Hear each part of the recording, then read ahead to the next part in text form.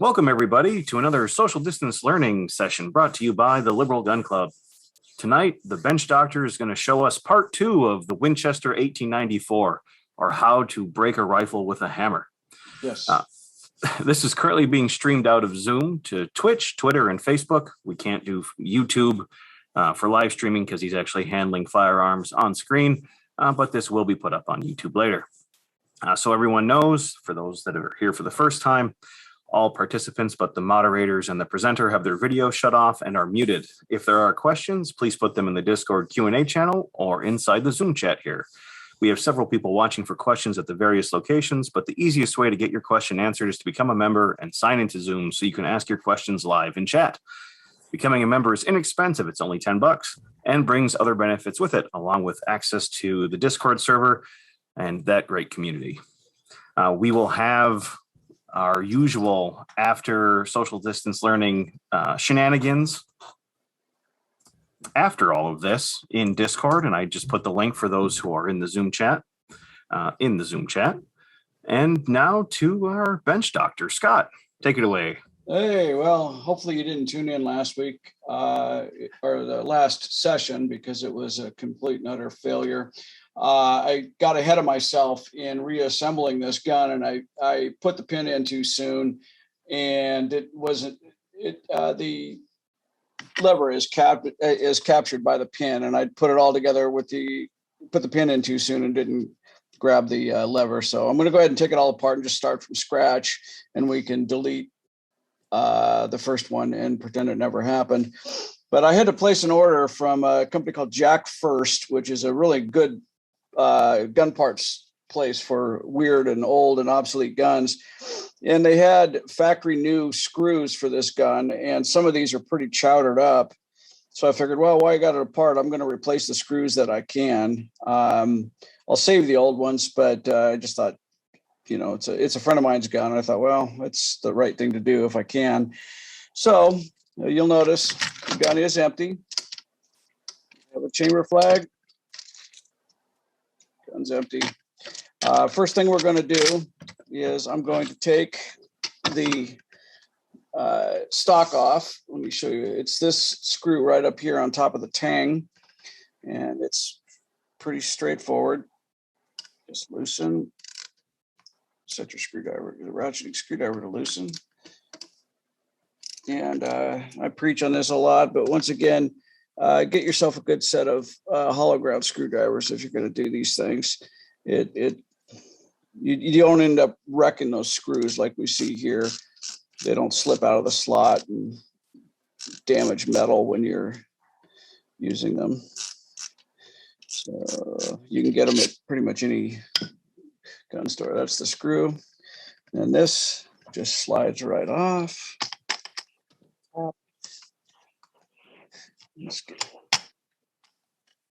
There it goes. So that slides right off. The nice thing about that is it now gives you a much smaller gun to work on. So from here, I like to take those screws and put them aside. Sometimes I'll set them aside as a sub-assembly so I know which one goes to which. That one's pretty self-explanatory. There's nowhere else on the gun you could put that. Now I'm going to loosen the mainspring, which is right here. I'll take the pressure off the hammer.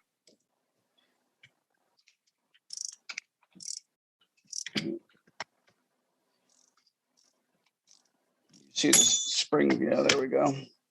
So this is one of those places where I'll take the spring and I'll put the screw with it, just so I know this threads into that spring. So I like to thread this stuff together just so that I know what spring or what screw goes with what little sub-assembly.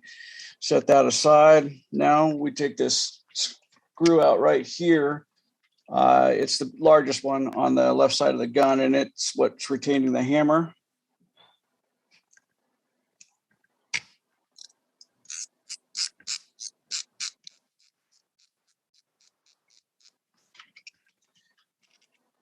Put that aside. Close the action. We should be able to just lift that hammer right out. And it's wonky in there, but we'll get it out.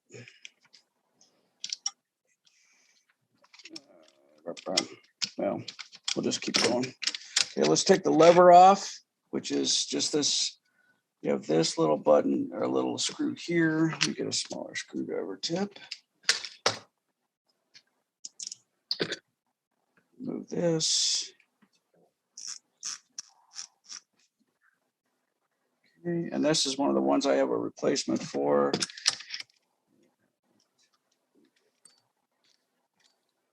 I can take this. One thing I kind of went over it last week, but on the right, the shooter's right side of the gun, there's this little hole right here. And it's often mistaken as a oil hole or a lubrication hole. It's not, it's just there to give you access to the pin that this screw is retaining here. So, yeah, I mean, you could put oil in there, but it's not going to do you much good. It's, but I've heard so much FUD lore that that's what it's for.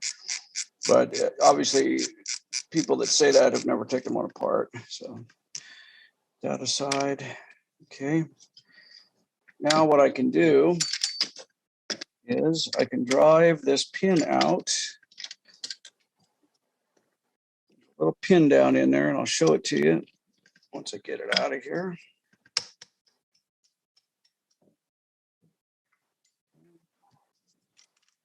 This is what your pin looks like. It's just a little metal pin.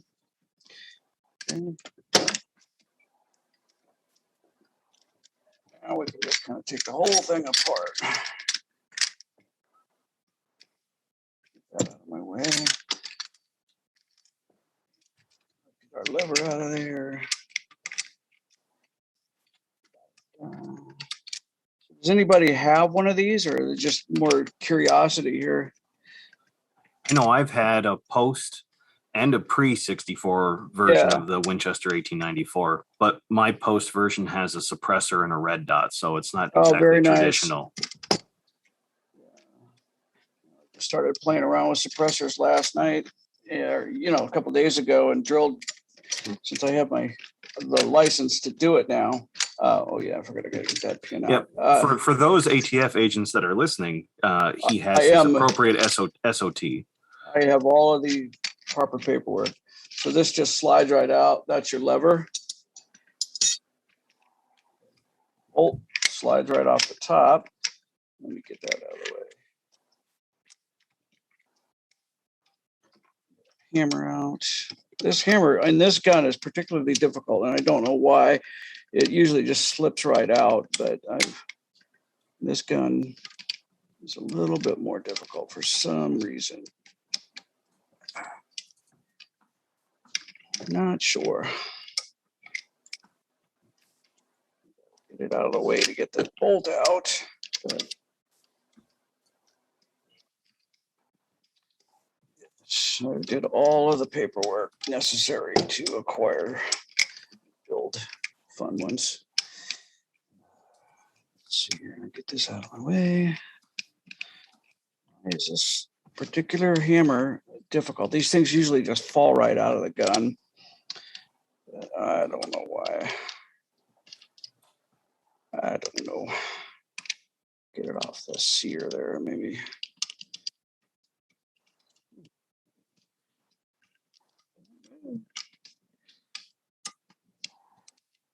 Not going. Wouldn't be right. Not sure why that is not dropping out. Let me try this from the top. Push the lever down. That will move our hammer out of the way.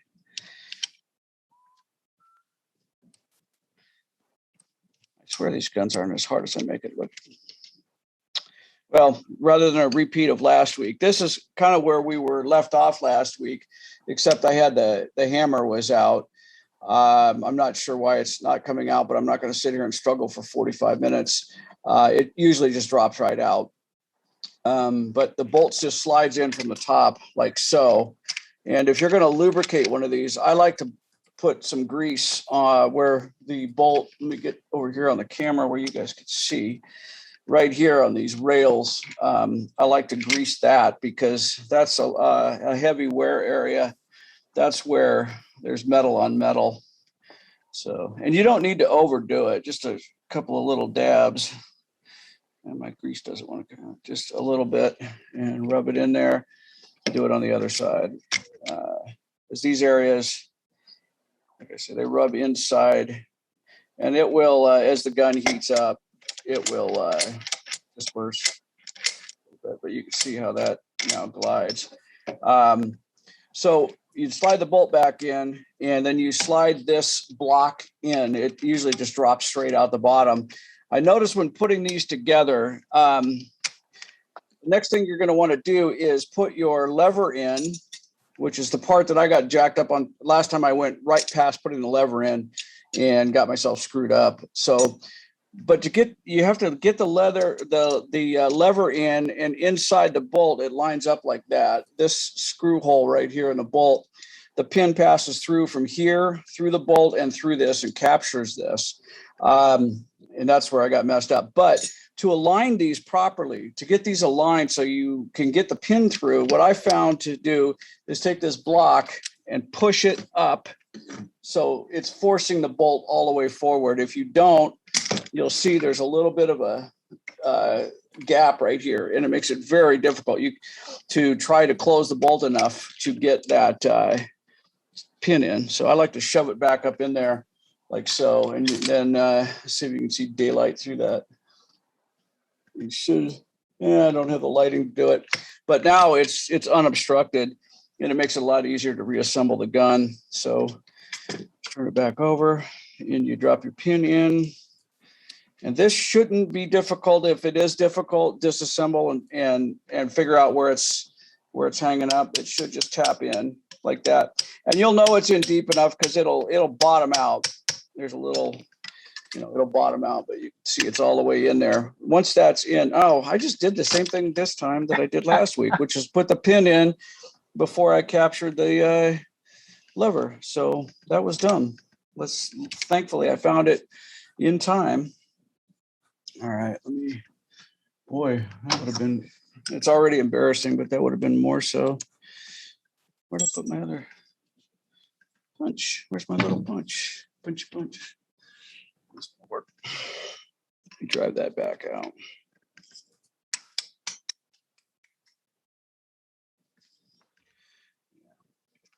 Yeah, would have been here 10 minutes from now. All mad because I couldn't get it back together. What happened to that little punch that I was just using? That I put the pin in with? Oh, there it is. Okay. Be able to knock it completely out. There it goes. So now I have to put my lever in. It slides up through this slot in this trapdoor, or this door right here. So it slides in this way, and then you're going to want to look up through that pinhole and make sure you've got this hole here corresponds there. And it just takes some finagling, but once it's lined up, you can then drop your pin back through. Give it a little tap. And now you can drive it home. You'll feel it bottom out. It changes sounds. Yeah. So now that's captured. From here, now you have to push this block down, and there's two little ears on the bottom of the lever here that correspond to that. These two kind of raised nodes there. So this has to attach, has to slide in there like that. And then let me push that lever out of my way. Now you put this pin back in that retains the front of right there. So there's a pin that goes through here that retains the front of this lever. So that just drops straight through there like that. There we go. That's how the action works. So that's put back together. From here, we're going to want to replace this little retaining pin. And this is one of my new screws. I'm going to go ahead. I'm going to probably polish this just a little bit because it's not quite as shiny as the surrounding receiver, and I want it to look right. So I'm going to polish it up with some flits and like a cotton gun patch will do it. And if it doesn't polish up the way I like, what I would do is sand it and then cold blue it with some cold bluing material just to get it to match. I don't know that I'd go to that much trouble on some guns, but this is a nice old pre-64 and it's worth the time and money.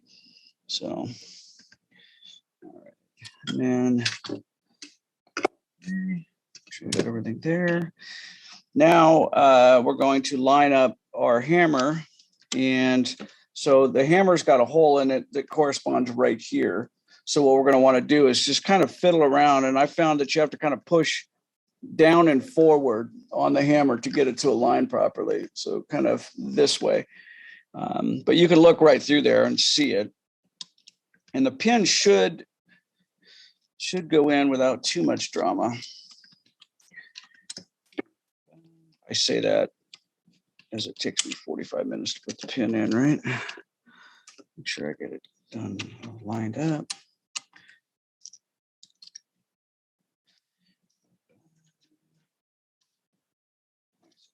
Let me see how.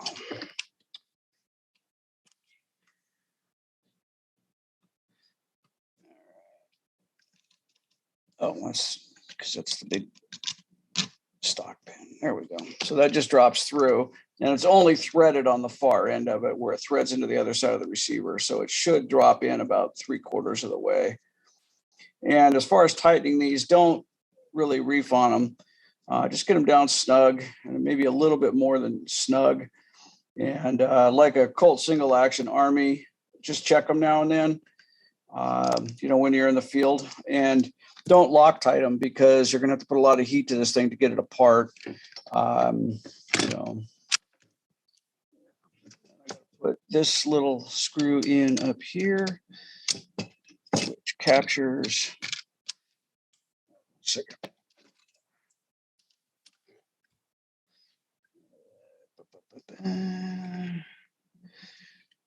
Screw in, screw that goes in right here. Place.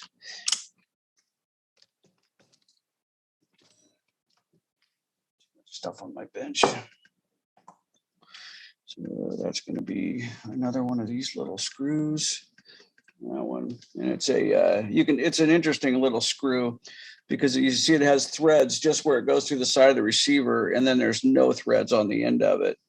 Kind of a neat little screw, and all it does is retain this pin that goes through. That's its only job. It just kind of pushes on it, puts a little friction on it to keep it from sliding out. I'm sure people have probably driven that pin out right past this screw, but that's what it's for. So put it back in. Okay.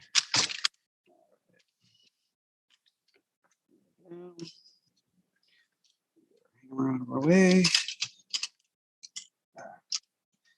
Hold on a second.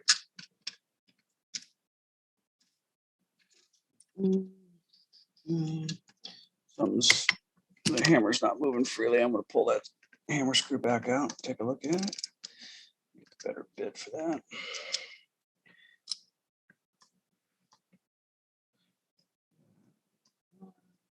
Yeah, if this looks daunting or like a big pain, I know I'm making it look far worse than it is, but get a Marlin 336. They're a lot easier to take apart. So why is that hammer not moving freely? That's what I don't understand. Let's see here.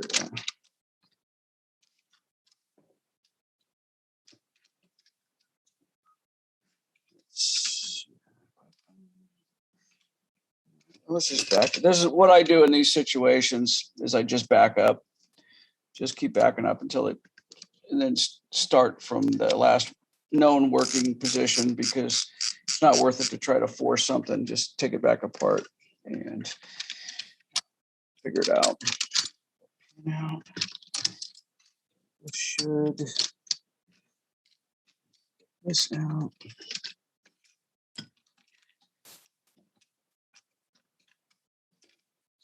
Out of there. Come on, come on.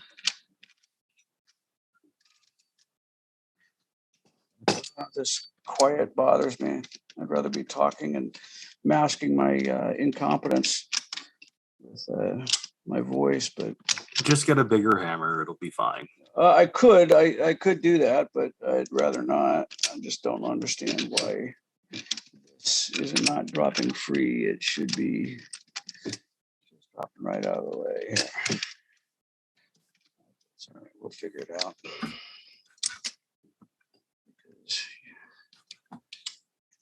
Something is hanging up in there, and I don't want to force anything on guns as old as I am. Break stuff and then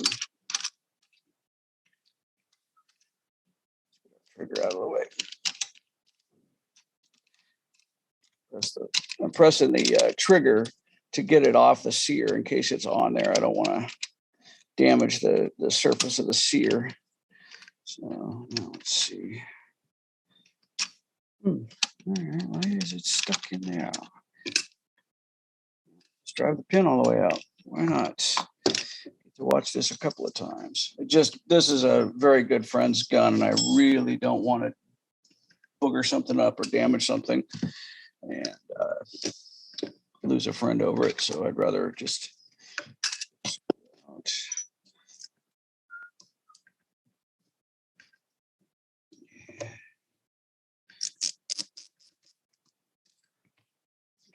pin back out.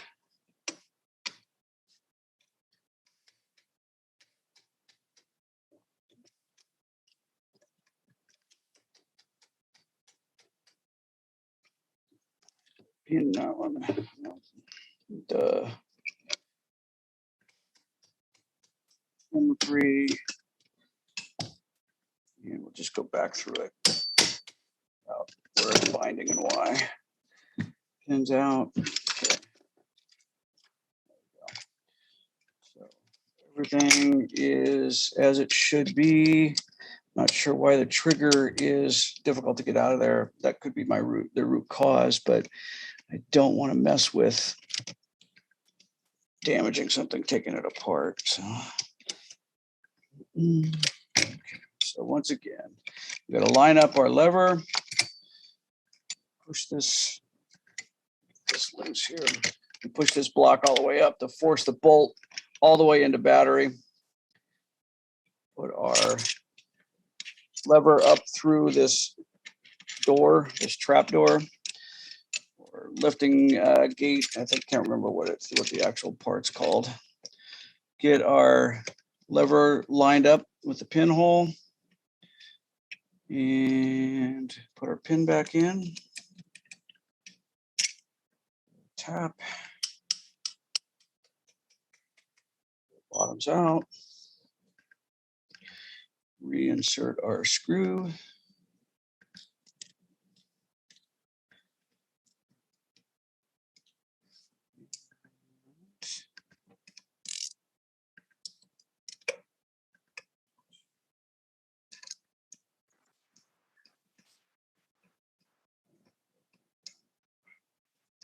Can't see what I'm doing. There we go. Create a shadow and block my light. Push this block back down. Lever up. Oh, I didn't capture it. I didn't catch it. I thought I had caught it. No, let's do it again. Boy, I am just a klutz with this gun.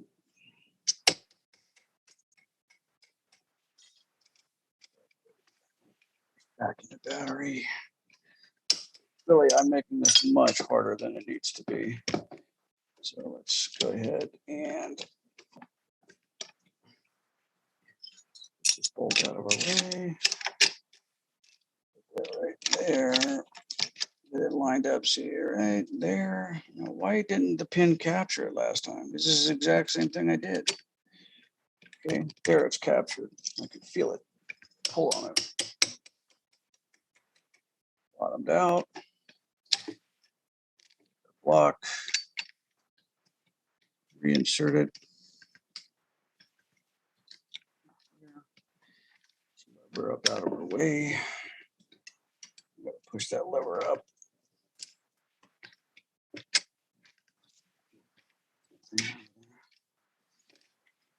Get out of my way. Slides back on.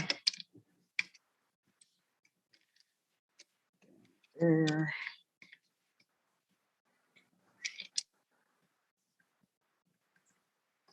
Find this pinhole. There we go. Put that back in there. Okay. There we go. Whether lets the bolt travel forward. Oh, there the trigger is out. Not sure, but interestingly, now the trigger's out, this is a place where you'd put it back in anyway. You can see these surfaces right here. If you really want to smooth the trigger out on one of these, get some Arkansas stones and just polish these edges. Don't remove any material, just polish them. It's an interesting looking design because you can see there's it's cut out here and then there's this little tip right there. But I believe, if I'm not mistaken, this is your half cock notch, and then this is the notch that engages with the sear. So when you pull the trigger, it moves the sear and this drops forward. And you can also notice here, we have this leg right here that connects to our mainspring. This looks a lot like Colt revolvers, and you know, a lot of revolvers operate on that same principle. Just interesting. So now what we're going to do is we're going to drop this back in, and it sits in there kind of like that. And that pin, and we get some light on this so I can show it. This isn't need better lighting all the way around. But anyway, this drops in here. That pin captures it, and that's where it's pivoting from. This you kind of need down a little bit because our mainspring is going to come up from here and capture it. So I just drop it back in to its notch. So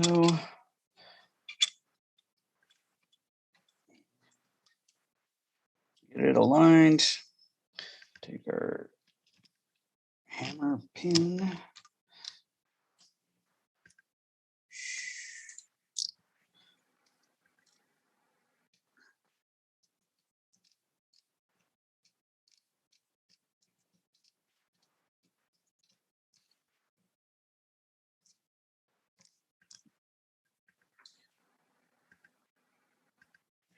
Which one of these is the new one?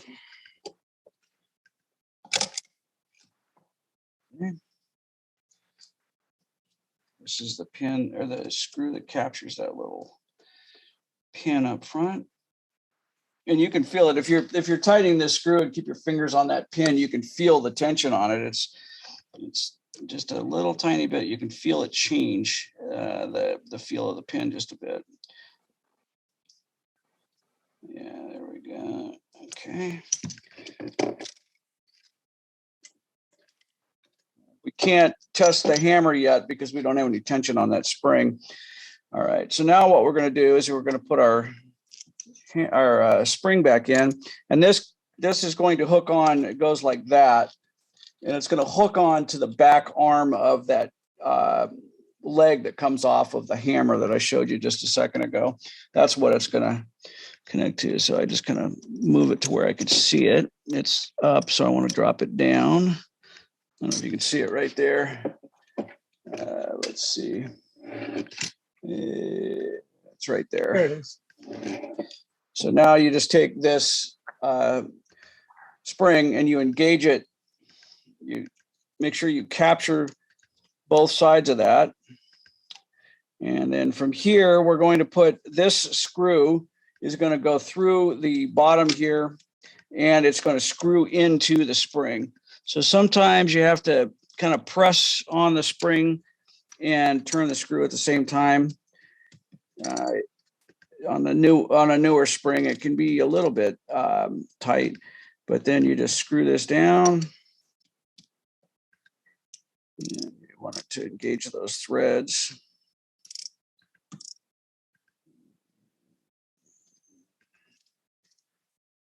And then, you know, that I just tighten it until it bottoms out. And you can adjust that spring a little bit, but I don't suggest messing with it, but now you can see the action opening.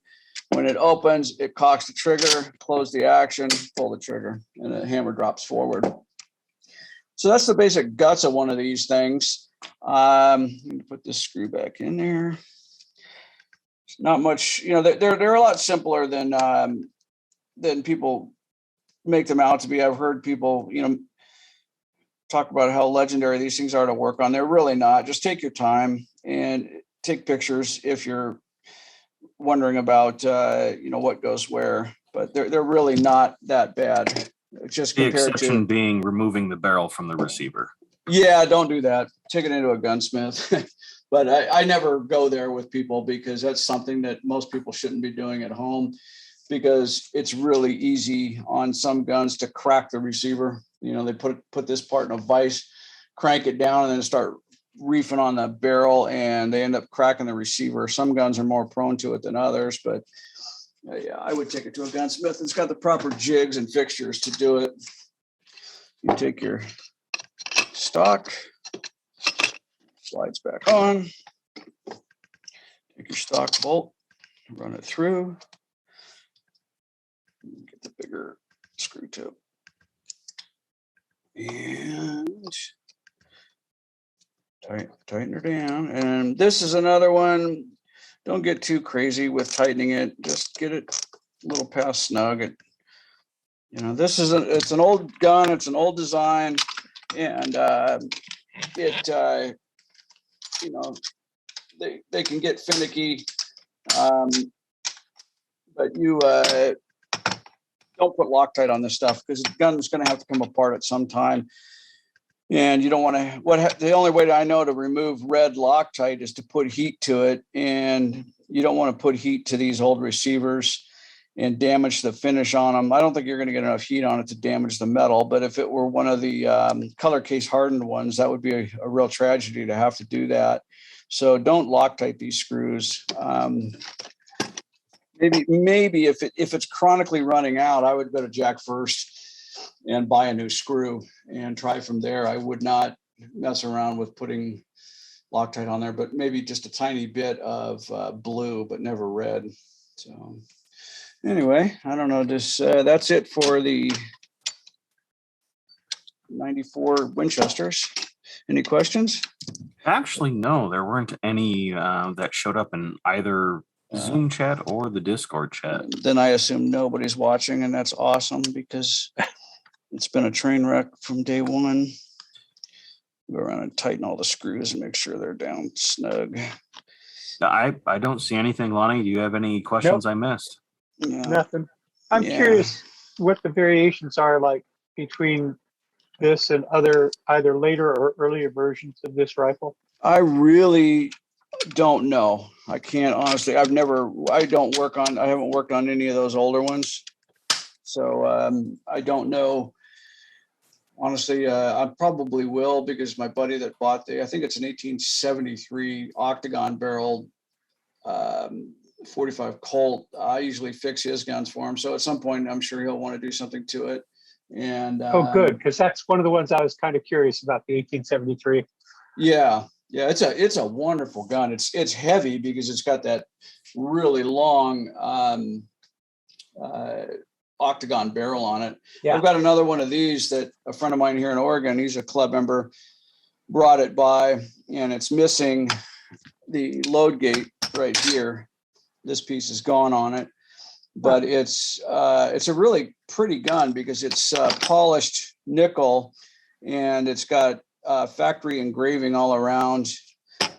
Fortunately, this piece wasn't blued on that special edition, so I can just replace it with another blued gate on there, and it will be just fine. But and it's pretty crusty inside now, so I'm just going to take it apart, clean it, lube it, replace this piece, and then any other worn springs or parts that I find in there, and call it good. Just get it back up and running. I'm not going to polish it because I kind of like just leaving old finishes alone. Unless you ask me to, then I will. But normally I would just clean the stock, wipe it down, make sure it's well oiled, wipe down and clean up the metal and not polish it. So anyway. Yeah, the Aberti's the case hardened finish on the 1873 that I'm getting. Yeah, those and that finish on the case hardening on those guns is not very deep at all. So polishing it can take it right off. I'm pretty much not going to mess with it too much. Yeah, you just take some hoppies or a really mild solvent and wipe it down, and then take a little Rem oil cloth and wipe it off. Just keep the fingerprints off of it. Mine's 40 years old and still looks pretty good. But it's you have to have some you have to take some care with it to keep from, a lot of people, you'll look at old like Gen 1 single action armies and guns from that period, and there's almost none of it left. It's just been worn off by handling, I think.